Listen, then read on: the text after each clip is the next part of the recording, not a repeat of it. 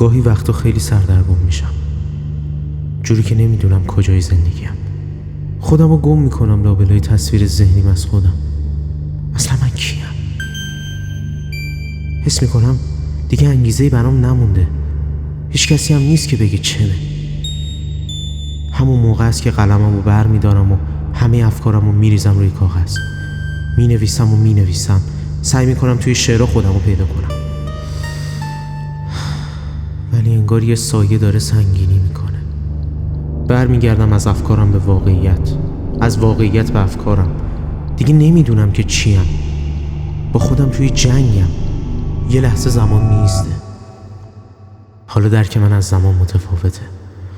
غرق میشم بین آینده و حال. نه دیگه واقعا نمیدونم کجا، نمیدونم کیم، نمیدونم چمه، نمیدونم چیم. و این درک منو به جنون میرسونه.